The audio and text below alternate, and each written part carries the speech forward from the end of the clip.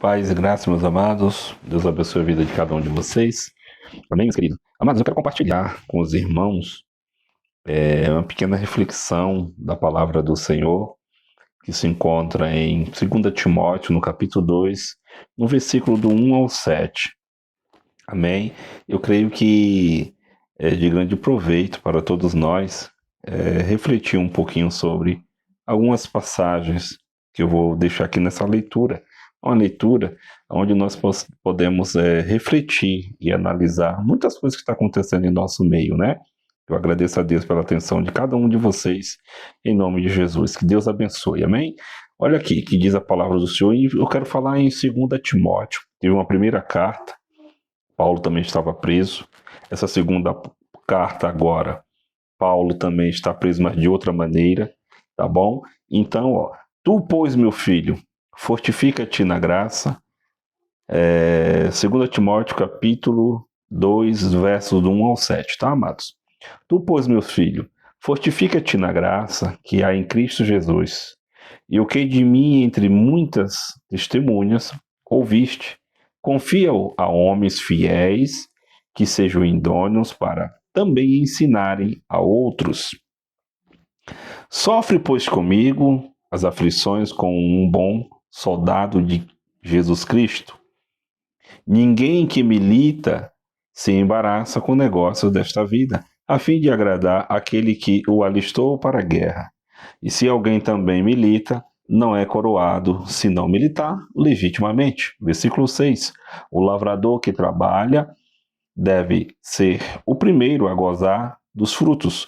Considera o que digo, porque o Senhor te dará entendimento em tudo. Porque o Senhor te dará entendimento em tudo. Uma introdução aqui breve, irmãos. Olha bem, na ocasião, a acusação contra Paulo, feita pelos judeus, era de caráter religiosa. Porém, a última prisão de Paulo, agora em Roma, foi de caráter político. Então, os judeus acusaram Paulo, naquela primeira carta ele estava preso, ali eles mesmos acusando, né? Então, essa segunda carta agora é de um caráter político.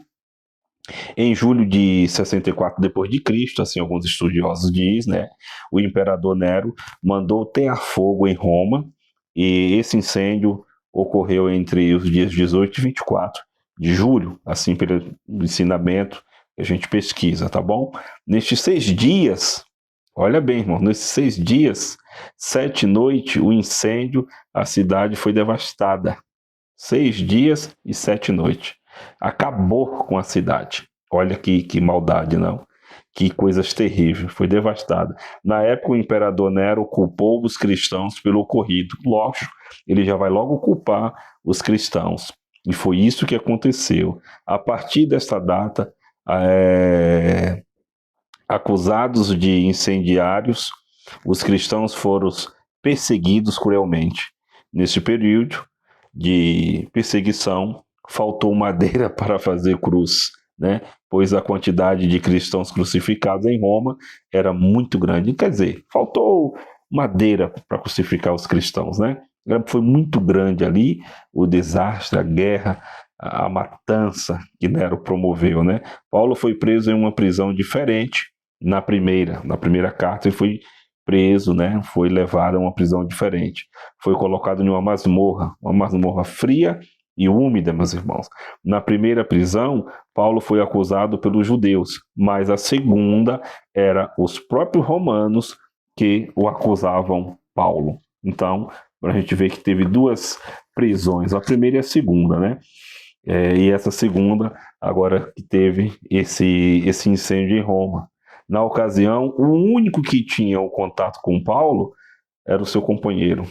Lucas era o companheiro de Paulo, o único que tinha um encontro aí com Paulo. Então a gente vê que tem bastante tema, né, que a gente pode abordar nesta segunda carta a Timóteo. Né, os problemas encontrados na igreja aqui de Éfeso, né, e também o que Paulo fala na primeira carta sobre o seu filho Timóteo na fé, um caráter espiritual, onde ali ele trata da liderança, né, também, mas aqui também Paulo vem refutando também algumas coisas, tá? Ele vem refutando sobre os falsos mestres, que ensinava heresia e a genealogia, fábulas judaicas e legalismo. Nessa segunda carta agora, Paulo também vem tratando deste problema, os problemas que foi encontrado nessa segunda carta a Timóteo. Era tudo isso, irmãos. Olha bem, tudo isso era um grande problema a ser resolvido na igreja de Éfeso. Nós sabemos que a igreja somos nós, e isso era um problemão para ser resolvido. Os falsos mestres ensinavam heresias, genealosias, fábula judaica e legalismo. A idolatria e a adoração a deuses gregos e egípcios, com rituais de orgias, eram frequentes. Eles tinham rituais de orgias, era frequente, os deuses egípcios, e ali, e muitos falsos desses mestres estavam se infiltrando naquela igreja. Paulo adverte Timóteo sobre a oposição que enfrentaria nos últimos dias da parte de pessoas egocêntricas.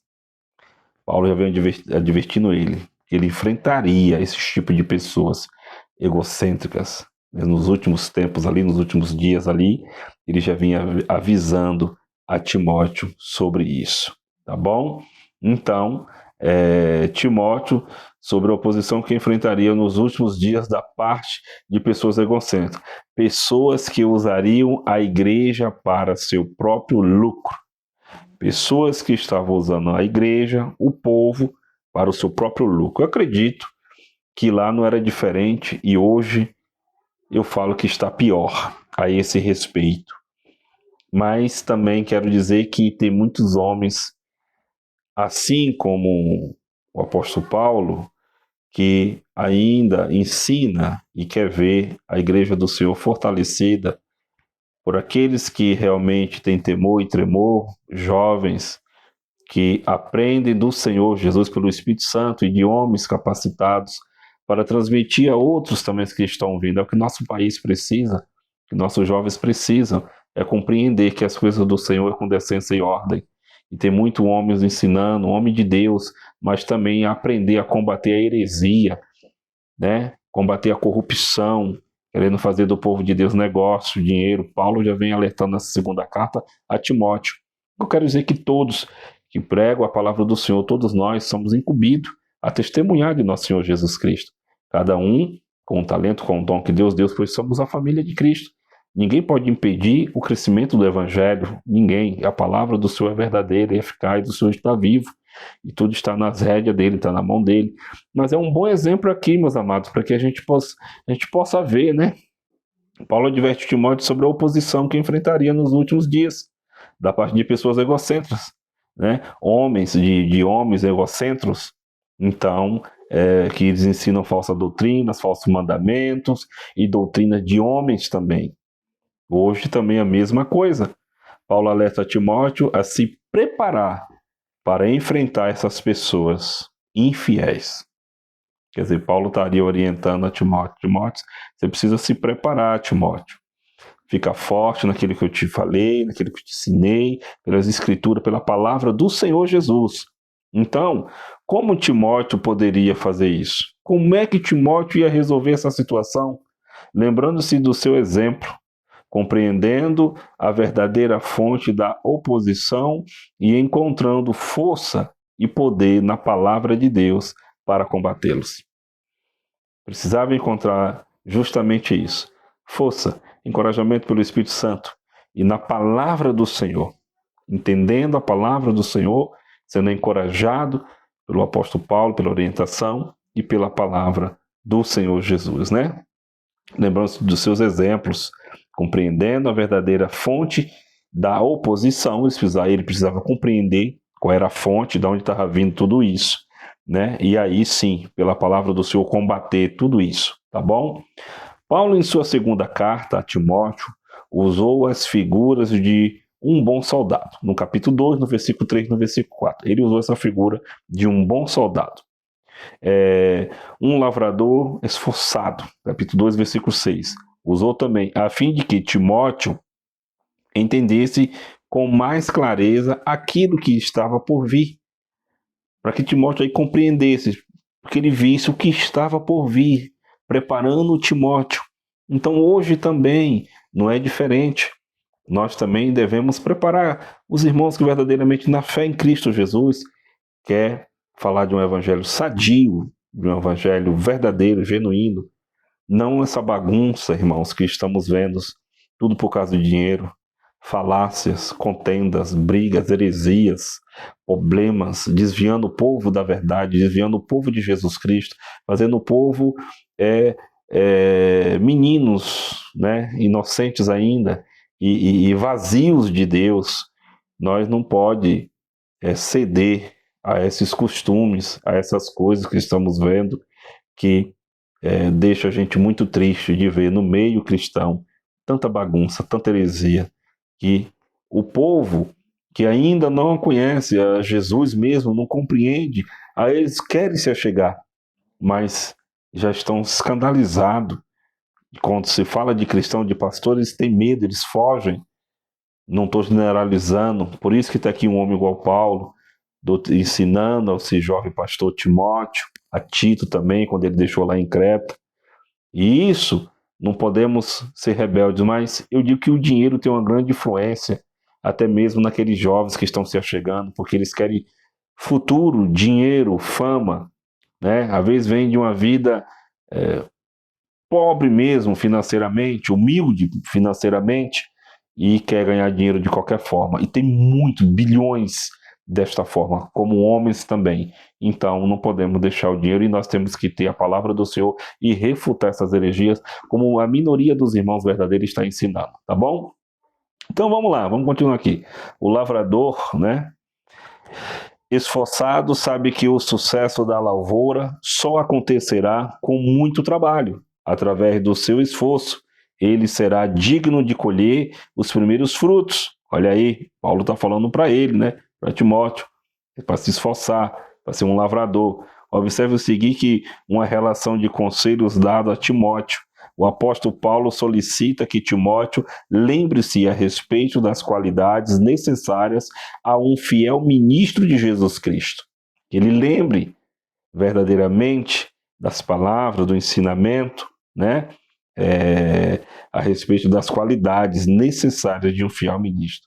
Quais as qualidades verdadeiramente de um fiel ministro de Jesus Cristo? No capítulo 2, do versículo 11 ao 3, nós podemos ver. Timóteo deveria lembrar-se de seu chamado e usar seus dons com ousadia. Você entendeu bem? Timóteo deveria lembrar-se do seu chamado e usar os seus dons com ousadia. Capítulo 1, do versículo 6 ao 12. Então veja, irmãos, que o evangelho não é brincadeira. Eu sei que hoje em dia nós somos a igreja de Cristo, onde nós estiver, nós somos o povo de Deus. Entendeu? Nós nos unimos para que nós assim se alegrarmos na presença do Senhor. Mas esse ambiente onde nós vamos nos encontrar, irmãos, não pode haver heresia. Nós não pode fazer tudo isso por dinheiro ou fazer de nós mesmos achando que estamos agradando a Deus de qualquer jeito, de qualquer maneira. Não é dessa forma. Devemos tomar cuidado, porque a igreja de Cristo é uma igreja que está pronta a combater, a ser sincero, a verdade, ter uma vida justa, honesta, transparecer, né? Para outras pessoas também, que verdadeiramente somos filhos de Deus. Olha outra coisa aqui, manter-se no caminho da verdade, preparar outras pessoas para segui-lo no ministério, capítulo 12, versículo 1 e 2, ser disciplinado e estar pronto para suportar o sofrimento, manter seus olhos e sua mente firmados em Cristo, capítulo 2, do 8 ao 13. Olha aí quantas coisas. Paulo desafia Timóteo a conservar a sã doutrina, rejeitar os erros e evitar conversas não edificantes, manejar corretamente a palavra da verdade. Jesus Cristo falou, eu sou o caminho, a verdade e a vida. E ninguém vem ao Pai a não ser por mim, Ele é o Pai. Jesus Cristo veio assim, encarnado, reconciliar o homem consigo mesmo, com Deus. Então nós podemos ver que é um ensinamento verdadeiro da palavra e o incentivo, o encorajamento para uma sã doutrina que é a palavra pura do Senhor, o verdadeiro ensinamento de Cristo. Não a gente ficar mais preso a homens, a costumes, a dogmas, essas coisas cruéis que está acontecendo. Devemos combater isso e assim acatar e aprender, como o apóstolo Paulo ensinou para Timóteo, para que a gente ajude os irmãos, né, na fé, na verdade em Cristo Jesus, sem segundas intenções, querendo fazer do povo negócio, comércio, irmãos. Tá triste isso, viu? Muito triste mesmo. Paulo desafia a Timóteo a conservar-se na doutrina, ele ficar firme, né, manter uma vida pura, uma vida de verdade. Agora, vamos falar para a igreja de hoje. Por exemplo, vivemos em tempos difíceis, por isso tudo que for necessário para permanecermos firmes em Cristo, devemos fazer. Devemos um tempo difícil, mas tudo que for necessário para a gente viver na presença de Cristo, isso nós devemos fazer. Da mesma forma que Paulo e Timóteo batalharam para preservar a sã doutrina e a verdade que os falsos mestres queriam contaminar a igreja de Éfeso, hoje nós também temos que trabalhar, pois atualmente há muitas heresias e propagando, né, e contaminando o cristianismo contemporâneo. Tem hoje a mesma coisa, as heresias, muita coisa chegando avassalador, as pessoas parecem que estão cegas espiritualmente. Não podemos agir dessa maneira. Falando mais aqui sobre a liderança, né? Onde esse homem se preocupou, esse apóstolo Paulo se preocupou tanto com seus discípulos, com seu servo, aquele jovem pastor, e podemos tirar grandes proveitos disso, meus irmãos, e olhar bem, né? Não deixar esses princípios aqui cair ou deixar de lado, porque precisamos falar verdadeiramente e que o Senhor Jesus prepare outras pessoas jovens, obedientes, sinceros ao Senhor. Não podemos fazer das pessoas negócio, comércio, prender pessoas, fazer pessoas trabalhadores para um templo de pedra, para uma empresa. Não podemos fazer isso, para que eles olhem para Jesus e sigam a Jesus, e ensine verdadeiramente a palavra que Jesus nos ensinou, para que nós todos somos um só em Cristo Jesus. Amém, meus amados? Então, podemos ver que o verdadeiro cristão, chamados, escolhidos por Deus, precisa estar disposto a enfrentar as oposições ao verdadeiro evangelho. Está solidificado na palavra da verdade. Com isso não será levados por nenhum ensinamento antibíblico. Todos os cristãos devem aprender, sofrer perseguições e angústia por amor ao evangelho de Jesus Cristo. Veja, o apóstolo Paulo, ele sofreu, teve angústia sim, pelo amor ao evangelho de nosso Senhor Jesus Cristo. Timóteo enfrentou também luta, Tito, também os outros apóstolos também enfrentaram. A igreja foi queimada por Nero em Roma, faltou ali estacas, madeira para o povo ser queimado, mas o povo não negava o nosso Senhor Jesus Cristo, era um povo fiel e verdadeiro. A igreja hoje, no mundo inteiro, parece que não é igreja, irmãos. Nós somos a igreja de Cristo e nós precisamos entender e não se deixar se levar por essas heresias, por essas falácias, por essas brigas e contendas de homens que querem fazer de nós negócio. Nós não somos negócio, nós somos povo de Deus. Se tem jovem aí querendo pregar, se tem criança querendo pregar, se tem homens querendo ser pastor, ser doutor, ser seguidor de nosso Senhor Jesus Cristo para doutrinar outros, que primeiro se humilhe a si mesmo perante o Senhor, sem cobiça, sem ganância, sem segundas intenções com dinheiro, e que ensine a juventude mesmo verdadeiramente a ter obediência ao nosso Senhor Jesus Cristo, a ter uma disciplina eclesiástica, para que possa assim realmente instruir outros jovens, outras pessoas a seguirem a Jesus pregando o verdadeiro evangelho. Amém, meus amados? Então vamos fazer aqui e aprender a sofrer perseguições, porque vai ter perseguições. O verdadeiro discípulo, ele vai sofrer perseguições, vai sofrer angústia, tudo isso por quê? Pelo amor ao evangelho de nosso Senhor Jesus Cristo. As pessoas não sofrem, não querem isso, porque querem ficar bem ali, né, com suas mídias, com suas bajulações, com seus dinheiros, com suas mansões. Não estou brigando, não estou reclamando com quem tem bênçãos materiais da terra, não, mas bênçãos materiais ilícitas no nome do Senhor fazendo o povo negócio,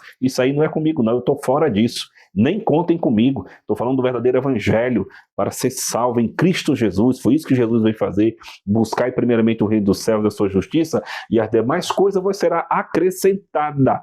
Busca Jesus Cristo, o reino de Cristo e a justiça que existe nele. E as demais coisas que você precisa, o Senhor vai acrescentar. Você vai ser uma nova criatura em Cristo Jesus. Vai aprender a sofrer perseguição.